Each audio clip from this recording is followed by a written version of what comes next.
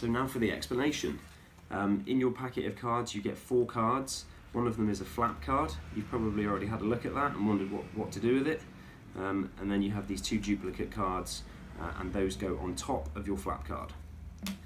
The duplicate card goes into your wallet and it goes into your wallet face down. That's the way I do it. And then the other 3 cards go into another section of the wallet, or the same section, and they go face down. Can use a pocket for this.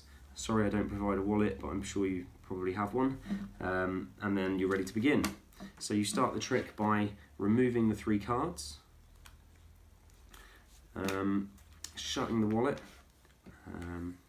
and then you are going to get ready. There are 2 moves. I'll show you the 2 moves first. There's the get ready move and there is the slide move. So the get ready is this. In the action of sort of gesturing with the cards, you're going to slide one of them underneath the gimmick, and then the other card goes on top, covering the join at the top, and cover your thumb covering the join at the bottom. So when you show these cards, for all intents and purposes, it looks like the king is in the middle. The second move is when you've removed the card from the middle, the money card, you're going to slide the 10 over the king. So as you turn the cards over, you slide the 10 over the king.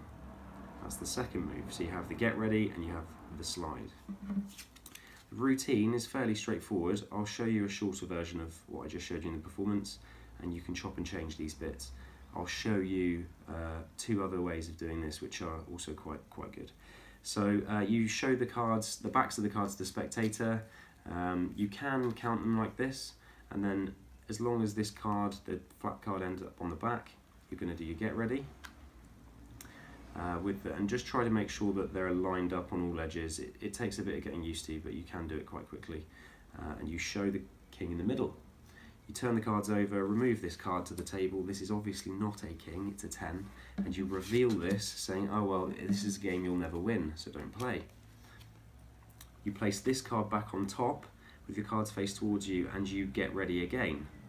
So you place the 10 underneath the flap, and then you play again. So you say,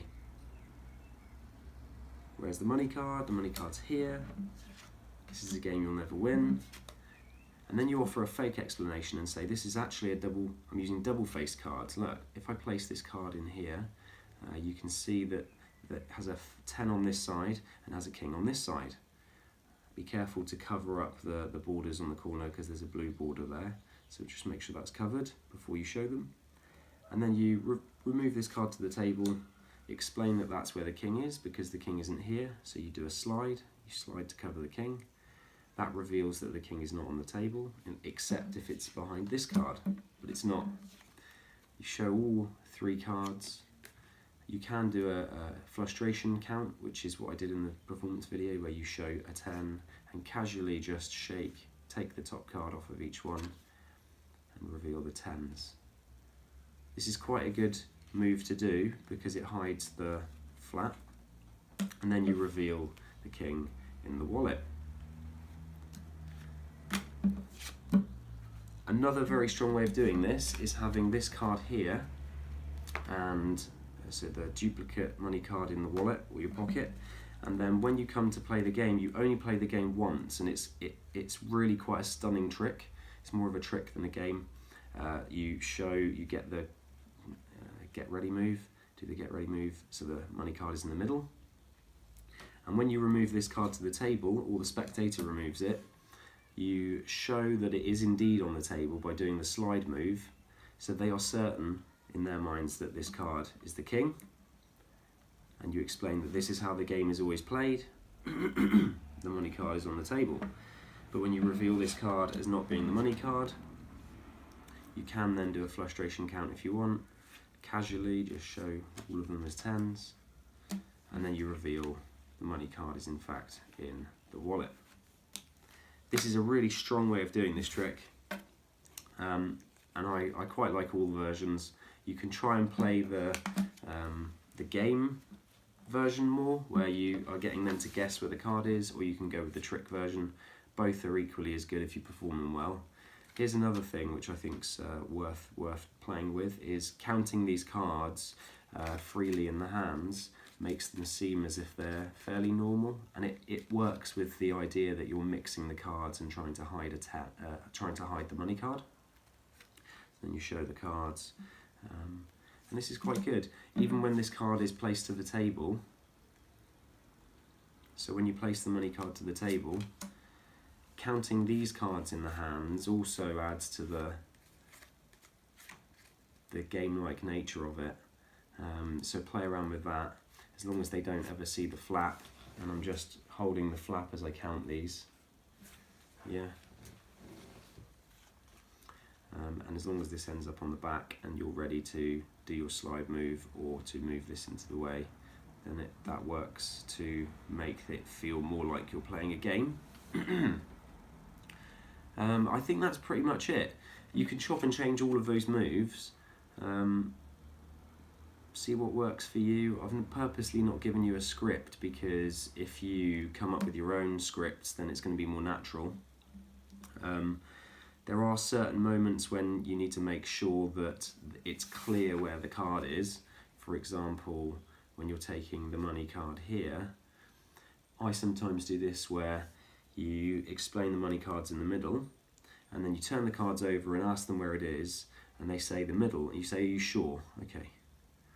Are you sure? And then just reinforce that it's actually there, because when you turn these cards over, that might be confusing. And sometimes doing this slower or faster can add to the drama of the routine. So for example, if I say, where's the money card, and do it fast, they think I may have done a move. Whereas if I do it slow, then it feels as if they're certain they know where it is. So playing around with those elements can make the routine faster, slower, more dramatic, less dramatic, etc. It can make this moment really quick, really slow, and this is really dramatic then. But when you show these cards as not being tens, and then when you reveal this card, if you slowly reveal this card, reveal it by face towards you slowly, and then turn this card over, that slowing down of the routine makes this moment more dramatic, and it makes this effect a lot stronger. So try that, and that will hopefully make that effect a little bit stronger. So when you reveal the card in the wallet, you hopefully get a nice reaction. Also, don't throw them down, and make sure that that's square. So either put those down or put them down face down so they can't see the gimmick.